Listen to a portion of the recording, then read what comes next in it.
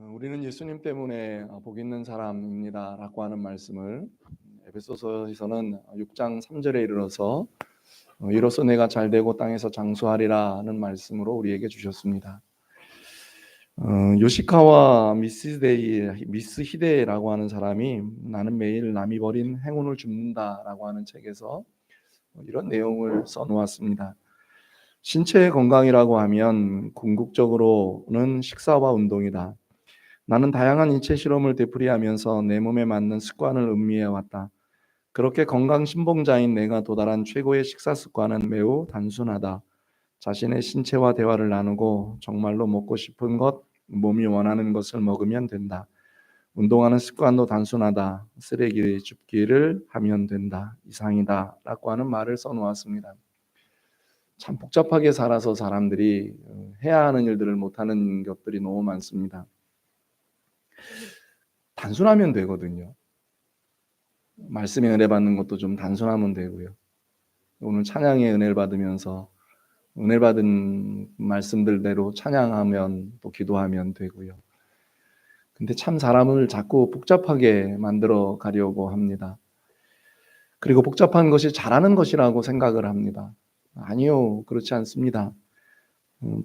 당장이라도 아주 손쉬운 일들. 여러분 혹시 2025년 시작하면서 여러분들이 하고자 했던 일들 잘하고 계신가요? 돌아보시면서 아주 단순하게 말씀 보는 일, 기도하는 일, 또 하나님 앞에 헌신하는 일, 그리고 하나님 앞에 무엇인가 드리고 싶을 때 정성을 다해서 드리는 일, 모든 일들을 아주 단순하게 감당해 가면 좋겠습니다. 운동하는 거, 걷는 거 이런 생각을 하는데 이분은 아주 단순하게 쓰레기를 줍는 거면 된다. 그냥 쓰레기를 주우면서 그 동네 몇 바퀴 도는 것이 얼마나 행복한 것인가라고 하는 것을 말하죠. 사실 예수님 믿는 거 너무 단순하거든요. 예수님 믿으면 복 받습니다. 그런데 이제 너무 당연한 그 일들 앞에서 우리는 복잡하게 생각을 합니다. 예수님 믿으면 당연히 복이 있고요. 그리고 주님은 그 복을 우리에게 이제 우리가 받을 만큼 되어지는 그릇이 되어지면 차곡차곡 하나씩 하나씩 쌓여 가게 합니다. 어제 우리 한 16명 정도 모여서 리포커싱이 뭡니까? 라고 묻는 분들에 대해서 제가 어제 시작을 하면서 잠깐 말씀을 드렸는데, 포커싱이라고 하는 말이 있습니다. 초점을 맞춰 놓은 삶입니다. 그 초점을 맞춘다라고 하는 것의 가장 좋은 표현은 여러분 혹시 어렸을 때 그 돋보기 가지고 이 검은 그 종이 위에다 이렇게 태워보신 일이 있을 겁니다. 근데 그게 초점을 맞추어지면 그게 이 종이가 타서 불이 일잖아요. 그런데 이 초점이 맞추어지지 않으면 아무리 좋은 돋보기를 가져도 아주 오랜 시간이 걸려집니다. 리포커싱이라는 말은 초점이 맞추어져 있지만 이게 흔들려서 또 옮겨지기도 하고 또 당겨지기도 해서 잘 안 맞아집니다. 그러면 불이 안 일어나요.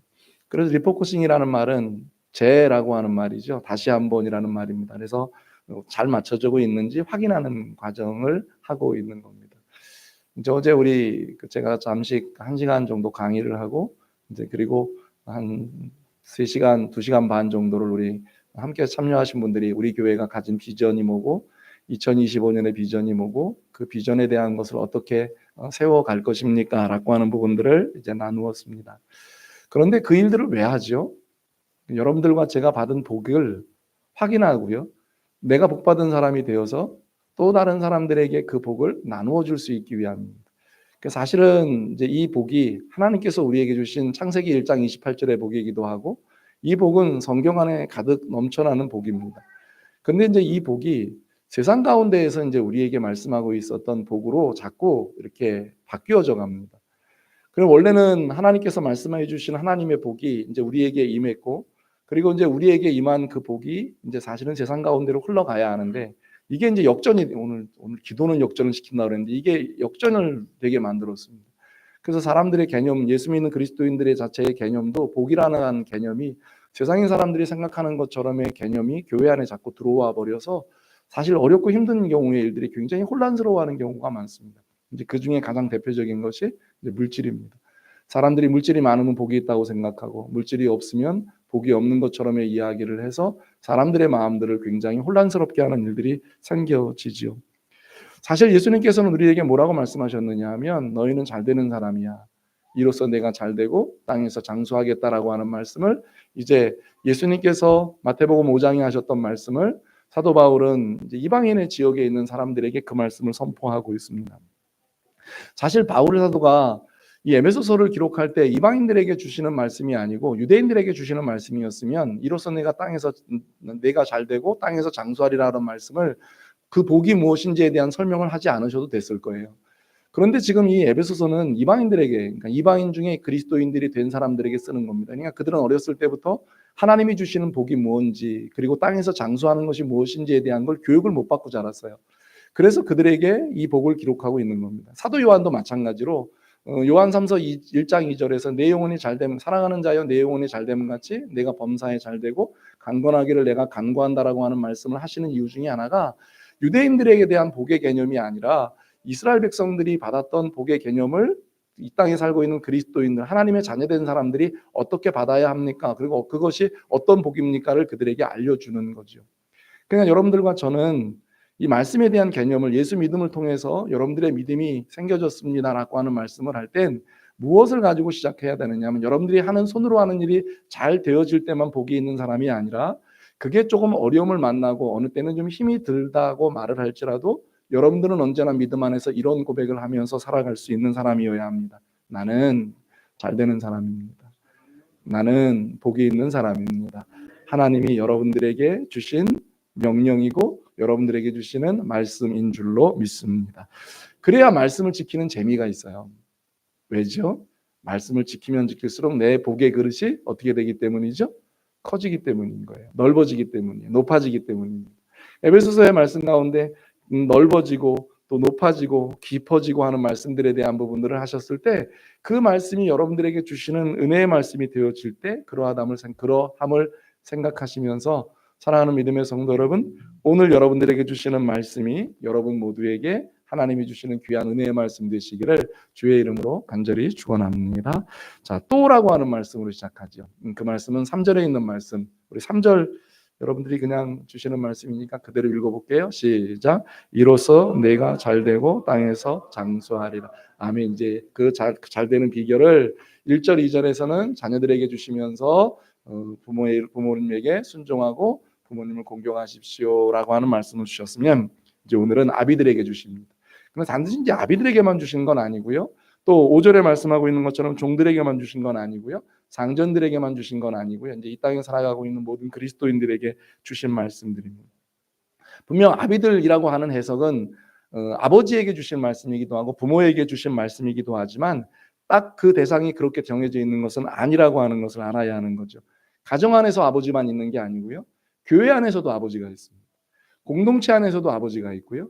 그리고 우리 나라 안에서도 아버지의 자리에서 해야 되는 일들이 있기 때문에 이제 주시는 말씀들입니다. 그런데요, 그 명령을 잘 지켜 행하면 잘 되고 땅에서 장수하는 복을 받는다. 근데 하나님은 그 길만을 만들어 놓으시지 않으셨어요. 신명기 28장에 모세에게서 이스라엘 백성들에게 마지막 주시는 말씀을 통해서 그들에게 두 가지를 말씀하시거든요. 28장을 말씀하셨을 때 하나는 말씀 잘 지켜서 한다고 복이 있지. 그리고 그들에게 주시는 복을 14절까지 기록을 하세요. 그리고는 그 말씀을 지키지 못하지? 그러면 너희들 하나님이 주시는 저주도 있다? 그래서 그들 앞에는 항상 두 가지의 길이 있다라고 하는 말씀들을 하고 계시는 거죠. 그렇다면 우리가 잘되고 땅에서 장수하는 명령, 오늘 본문에서는 두 가지를 명령하거든요. 하나는 소극적 명령이고요. 또 하나는 적극적인 명령입니다. 첫째 소극적인 명령은 자녀를 노엽게 하지 말라는 거예요. 부모님들이 자녀를 키우시면서 노엽게 하지 않는 일 가능할까요? 어떠세요? 여기 오늘 본문의 6장 4절에 이렇게 말합니다. 또 아비들아 너희 자녀를 노엽게 하지 말고 라는 말씀을 합니다. 여기 너희 자녀라고 하는 말은 딱 대상이 정해졌습니다. 너희 자녀입니다. 우리의 자녀고 우리의 어린이들입니다.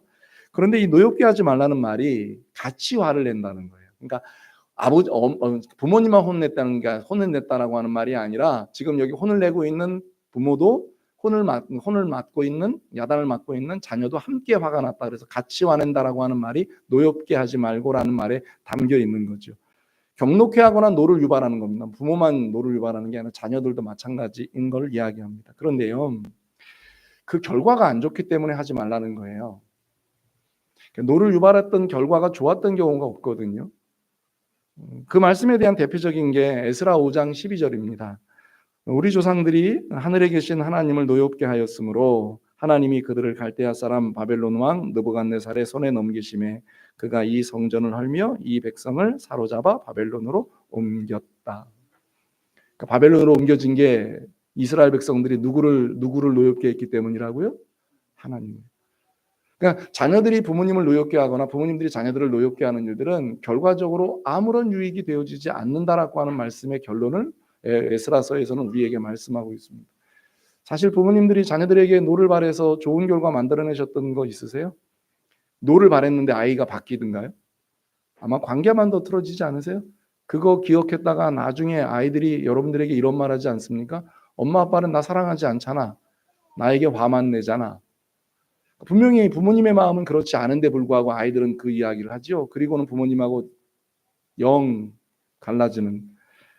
잠언 18장 19절에도 그렇게 말씀합니다. 노엽게 한 형제와 화목하기가 견고한 성을 취하기보다 어려운즉 이러한 다툼은 산성 문빗장 같으니라. 그러니까 여러분 노엽게 한 형제에 대한 부분에 대한 건 견고한 성을 취하는 것보다 여러분 견고한 성 취하는 게 얼마나 어려운지 아시죠? 그런데 노엽게 하는 일들이 그런 결과를 만들어낸다는 거죠. 그래서 골로새서 3장 21절에는 이 에베소서에서는 자녀들을 노엽게 하지 마세요라고 하는 말씀으로 끝이 나지만 골로새서 3장 21절에는 이렇게 말합니다. 자, 같이 한번 읽어볼게요. 시작. 아비들아 너희 자녀를 노엽게 하지 말지니 낙심할까. 그러니까 노엽게 하는 것 때문에 그 자녀가 어떻게 한다고요? 낙심한다고요. 사실 그 노엽게 한 어른들은 잘 기억 못합니다. 근데 아이들은요 순수해서 그거 마음에 간직이 되거든요.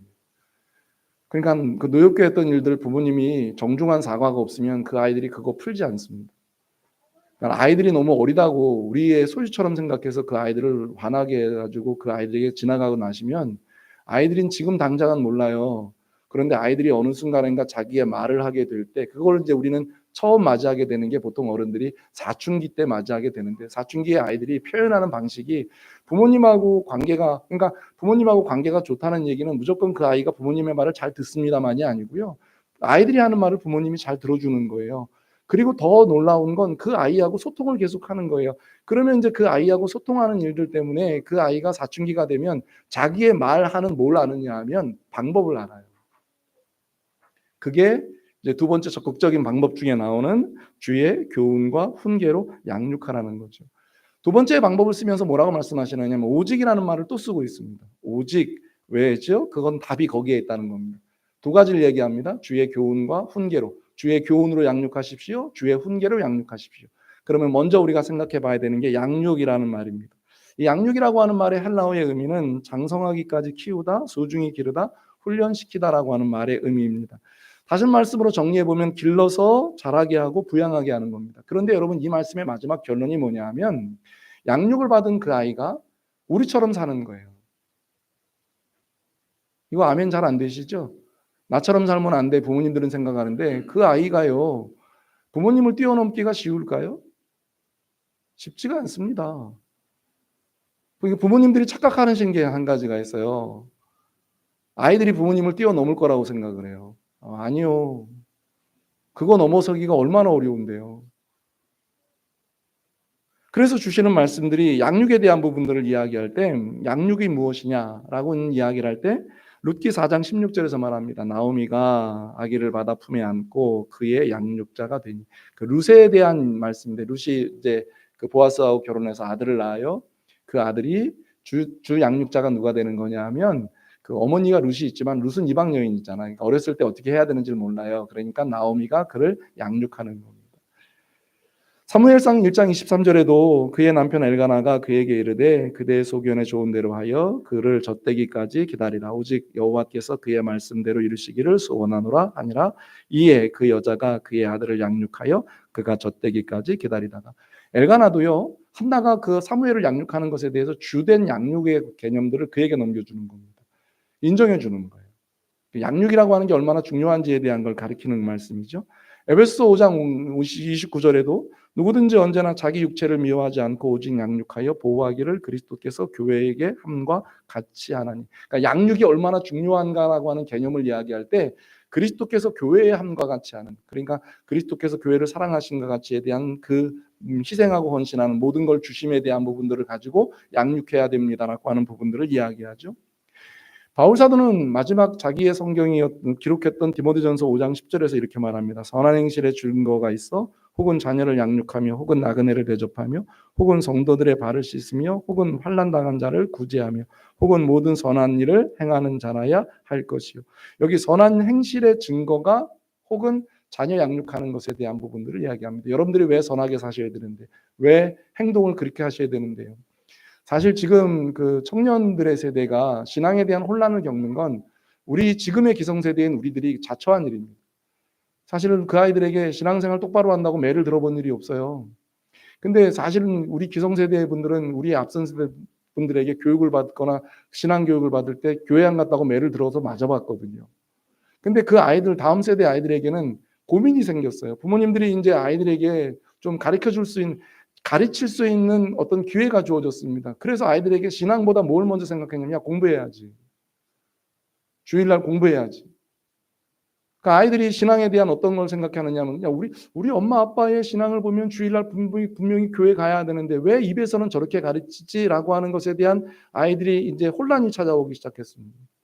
그 혼란의 결과물이 지금 가나안 성도 200만 명이 넘는 교회를 안 다니는 사람들의 주됨이 청년들이고 30, 40대인 이유가 바로 거기에 있는 겁니다. 이게 우리가 잘못하는 거예요. 디도서 2장 12절입니다. 우리를 양육하시되 경건하지 않은 것과 이 세상 정욕을 다 버리고 신중함과 의로움과 경건함으로 이 세상에 살고. 그러니까 양육을 하는데 어떻게 해야 되느냐면 내가 경건하지 않은 것이 있다면 버릴 줄 알아야 된다는 겁니다. 잘못됐다고 말하는 건 버릴 줄 알아야 돼요. 이 세상의 정욕을 버려야 됩니다. 그 아이를 양육할 때 신중함과 의로움과 경건함으로 세상을 살아가는 게 양육이라는 말입니다. 아이에게 지금 내 앞에서 말로 어떻게 가르칩니다라고 하는 것에 대한 게 답이 아니라 그 아이에게 내가 어떻게 믿음의 삶을 살아가고 있고 어떻게 세상 속에 살고 있는가를 보여주는 거예요. 아이들이, 여러분 이런 말 혹시 들어보신 적 있어요? 아이들 영물입니다. 굉장히 똑똑합니다. 자기가 사랑하는 사람이요, 자기가 미워하는 사람이요, 엄연히 구분합니다.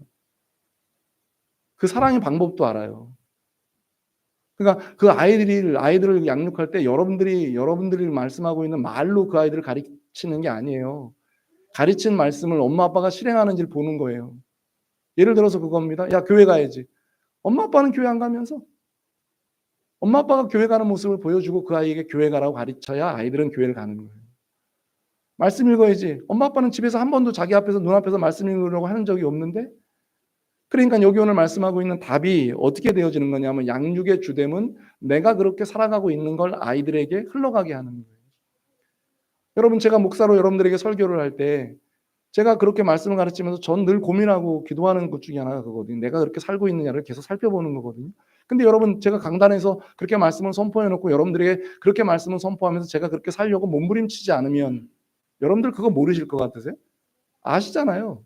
그러니까 제가 일주일의 삶을 어떻게 살았는지에 대한 것, 말 그대로 세상 가운데에서 흥청망청 살다가 여기 주일날 경건하게 양복 하나 입고 와서 뭐 이렇게 좀 경건하게 입고 그 말씀 하나 잘한다고 여러분들이 그 말씀이 은혜가 되세요? 안 되는 거예요.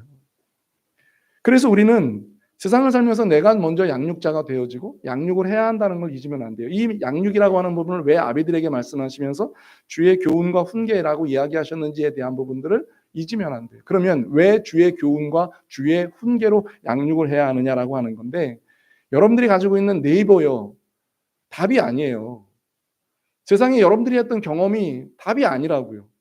그건 여러분들의 주관적인 거예요. 주관적인 걸 가지고 하나님이 여러분들의 가장 소중한 아이들을 맡기지 않았단 말이에요. 그러니까 여러분들은 그 아이들을 양육할 때 무엇으로 여러분들은 먼저 훈련을 받은 사람이 되어야 합니까? 라고 물었을 때 주의 교훈을 훈련을 받은 사람이어야 한다는 거예요.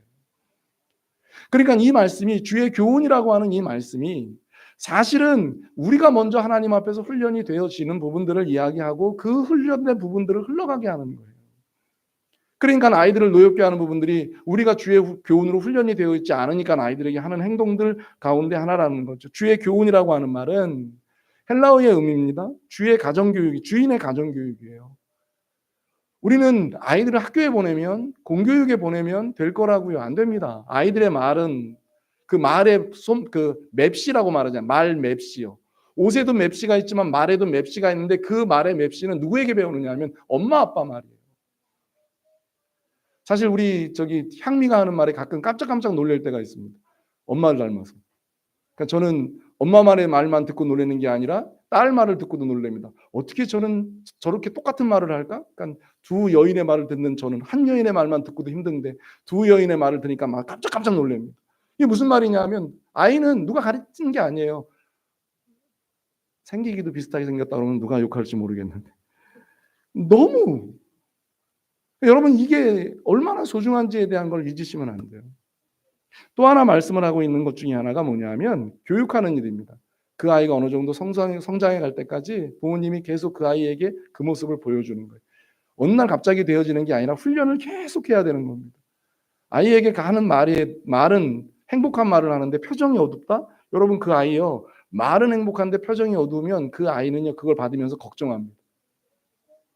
아세요? 그래서 부모님들 아이 앞에서 훈련하셔야 돼요. 웃는 훈련이요.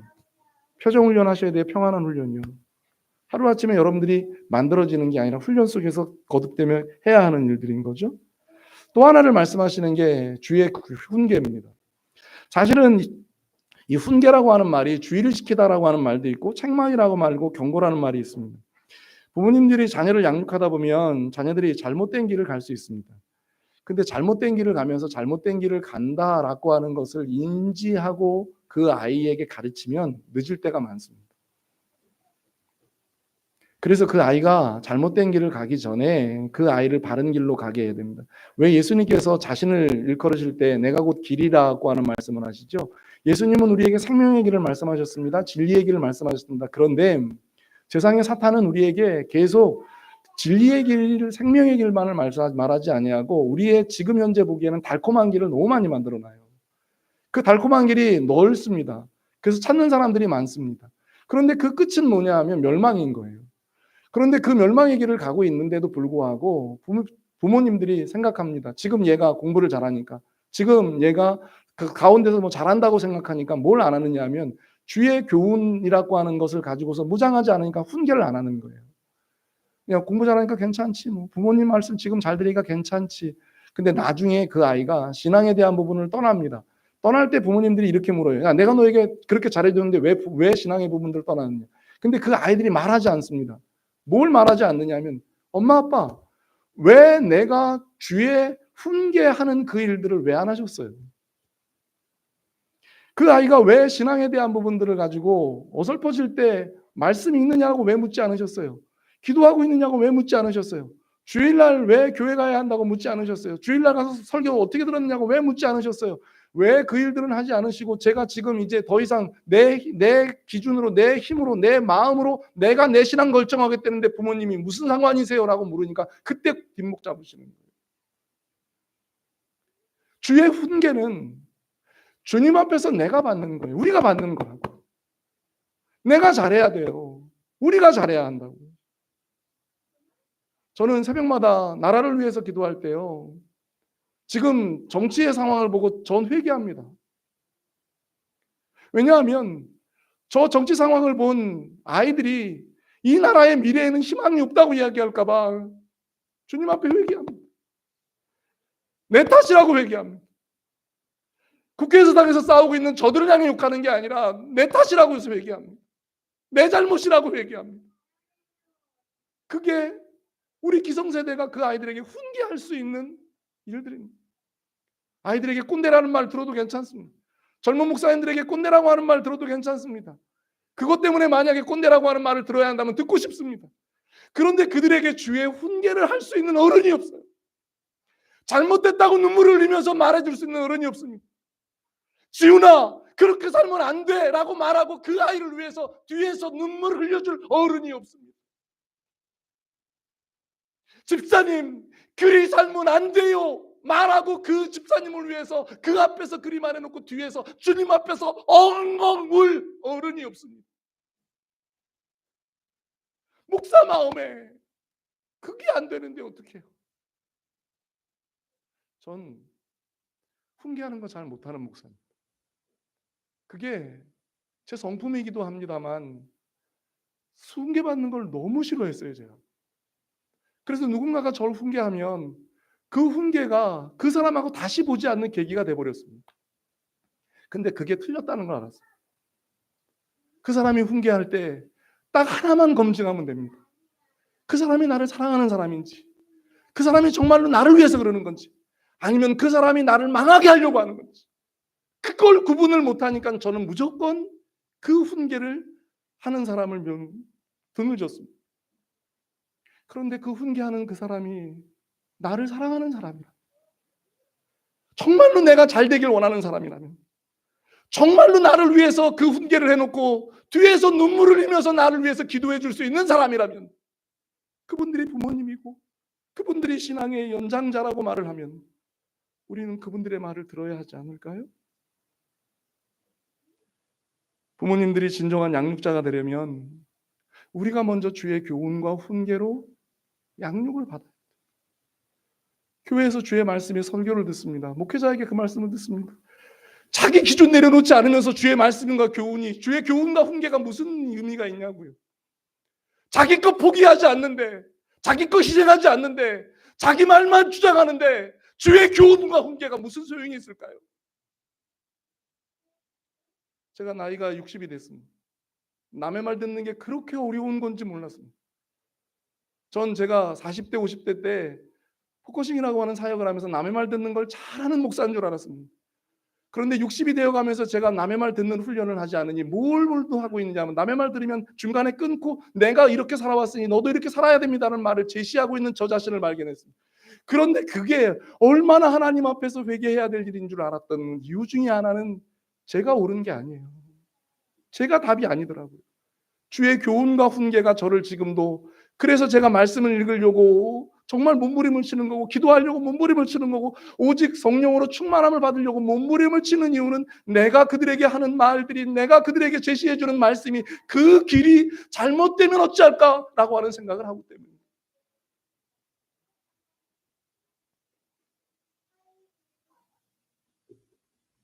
제가 무장을 해야 돼요. 여러분들에게 무장을 해야 합니다. 아비들아라고 하는 말씀을 하고 계시는 건, 먼저 아비들이 주의 교훈과 훈계로 무장해야 우리의 자녀들이 절대로 잘못된 길로 가지 않습니다. 그런데 우리들이 자꾸 그 일들을 못하고 포기를 해요. 괜찮아. 근데 너희들은 그렇게 살면 안 돼. 야, 나는 이렇게 해도 너희는 그렇게 살면 안 되지 라고 하는 말을 해야 먹히지 않습니다. 제가 목회를 하는 과정 속에 더 다듬어지고 더 하나님 앞에서 하고자 원하는 일들은, 여러분들 모두가 아비들이 되시고 양육자가 되시되 오늘 말씀하여 주시는 것처럼 오직 주의 교훈과 훈계로 양육받고 양육할 수 있는 복된 성도들이 되시기를 주님의 이름으로 간절히 축원합니다. 자녀들이 알아요. 영물이기 때문에 압니다. 아이들이요, 말하지 않을 뿐이에요. 나중에 언젠간 그 아이들이요, 이렇게 툭 터져 나오는 말을 들으면 내가 어떤 신앙을 살아왔는지 그 아이들이 결과물 이야기할 거예요. 그리고 그 아이들이요, 여러분들이 하고 있는 그 모든 것을 이렇게 정리할 거예요. 하나님 말씀 잘 들었는지 안 들었는지, 교회에서 목사님 말씀 잘 들었는지 안 들었는지, 여러분들이 엄마 아빠 말씀을 잘 듣고 살았는지 안 살았는지 그 아이들이 여러분들의 인생을 평가할 거예요. 그래서 왜 그런 말씀 세상 가운데서 하잖아요. 성경이 주신 말씀인데 세상 사람들도 그걸 경험하니까 뭐라고 얘기해요? 어린이들은, 자녀들은 뭐 부모의 거울이다, 뭐 이렇게 얘기하는 이유가 바로 거기에 있어요. 우리가 먼저 주님 앞에 양육 잘 받는, 제가 저 다큐멘터리를 계속 보고 싶은데요. 그 EBS에서 2023년도에 우리나라의 인구 초저출생 시대라고 하는 것 때문에 다큐멘터리를 한 45분에서 50분짜리 그 10부작으로, 제가 알기로는 확인하는 건 10부작이었는데 더 있는지 모르겠어요. 근데 거기에 이제 이런 이야기, 하나의 질문이 있어요. 부모님에게 원하는 게 뭐예요? 젊은 20, 30대 아이들에게, 젊은이들이 이제 요즘 뭐 하도 금수저, 뭐 이렇게 은수저, 뭐 흑수저 뭐 이런 게 확 나오니까 아이들에게 원하는 게 뭐예요? 라고 하는 질문을 던졌어요. 10명의 아이에게 던졌는데 그 결과물이, 그 중에 예수 믿는 아이들이 있는지 없는지 모르겠어요. 이제 두 가지의 질문 중에 하나니까 답을 하는 거야. 뭐 쉬웠겠죠? 근데 그 중에 9명이 부모님에게 원하는 거, 재력. 그러니까 아이들이 뭔가 좀 더 다 해보고 싶을 때, 비빌 언덕이 되어질 때 그 아이들은 부모님이 가지고 계신 주의 교훈과 훈계가 아니에요. 당장 보여주는 내 앞에 필요한 뭐라 그러죠? 돈. 돈 없는 부모는 부모의 역할이 안 된다고 말을 하는 세상이 되어버렸어요. 근데 여러분, 이 세상이 그렇게 가면 어떻게 될까요? 부모님을 자녀들이 나중에 못 취급할까라고 생각해 보신 적 있으세요? 부모님들, 자녀들이 바라보면서 부모님들을 뭘 취급할까요? 잘해주는 부모요? 사랑하는 부모요? 행복한 부모요? 여러분들의 길을 제시해주는 부모요? 아니고요. 돈으로 취급할 거라고요. 행복하실까요? 안 되는 거 알잖아요. 안 될 거 아시잖아요. 그러면 지금 여러분들이 몸부림치셔야 돼요. 아이들한테 잘해주실 생각 말고요. 여러분들이 먼저 주의 교훈과 훈계로 양육을 받고, 주의 교훈과 훈계로 양육받은 여러분들의 사랑하는 아이들, 우리의 사랑하는 아이들, 우리의 청년들, 우리의 청소년들, 우리의 어린아이들을 주의 교훈과 훈계로 눈물로 양육하는 우리가 되어지기를. 저는 오늘 이 설교의 마지막을 여러분들에게 이렇게 호소하고 마치고 싶어요. 여러분들이 세상 가운데 여러분들의 자녀들을 위해 몸부림칠 수 있는 마지막 사람이라는 걸 잊지 않으셨으면 좋겠어요. 그 아이가 잘하고 못하고에 대한 지금의 현실을 놓고 그 아이가 만든 게 아니에요. 우리가 만든 거예요. 그러면 여러분들과 저는 이 설교를 준비하면서 이 마지막을 이렇게 마무리하고 싶어요. 그 아이를 위해서 주님 앞에 마지막 몸부림을 쳐줄 수 있는 사람들이 우리들이다. 그 몸부림을 주님 앞에 보여드리며 살아가는 가장 세상에서 복이 있는 여러분들 되시기를 주님의 이름으로 간절히 축원합니다. 기도하겠습니다.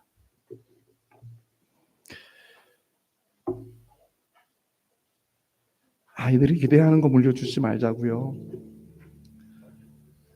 아이들이 기대하는 재물 물려주지 말자고요. 물론 재물은 덤으로 가면 너무 좋을 것 같아요. 그러면 그 아이는요, 그 재물 받으면서 너무너무 감사하고 너무너무 고마워하고 정말 다시 어떻게 하면 부모님께 돌려드릴까를 생각할 거라고요.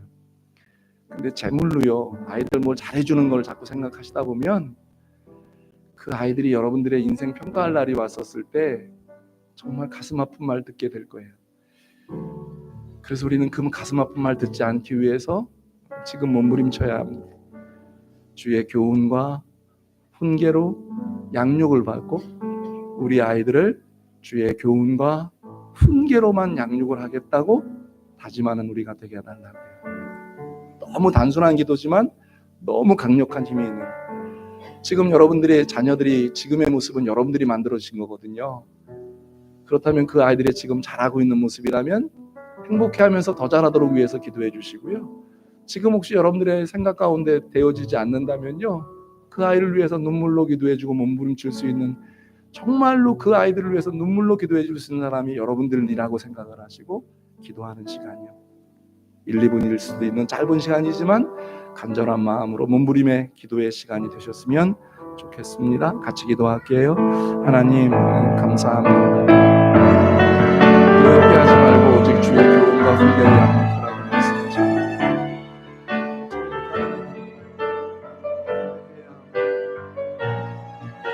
세상 가운데 우리가 해야 되는 우리의 마지막 일수였습니다. 그게 우리가 보거나 우리의 가정에 보거나 우리 교회가 보거나 나라가 복을 받는 마지막 일수입니다. 지금 하지 않으면 기회가 없을 수도 있습니다. 오늘 하지 않으면 기회가 없을지도 모릅니다. 주의 교훈과 훈계로 양육하기 위해 그들이 대단한 일이라고 그 아이들 앞에 그리 무릎 꿇고 한마디 하는 그게 얼마나 힘들까요? 우리 어려울까요? 해야 하는 일들이 우리의 몸부림이 그들을 살게 하고 우리의 몸부림이 그들을 고치시고 우리의 몸부림이 그들을 잘되게 하고 우리의 몸부림이 그들을 땅에서 장수하게 하고 그 놀라운 복을 그들 가운데 물려주고 흘러가게 할 줄 아는 복된 우리가 되게 하여 주옵소서. 오직 주의 교훈과 훈계로 양육하라는 주의 말씀 앞에 아멘, 아멘, 아멘으로 몸부림치는 우리 사랑하는 믿음의 성도들 다 되게 하여 주옵소서. 예수님의 이름으로 기도드립니다. 아멘.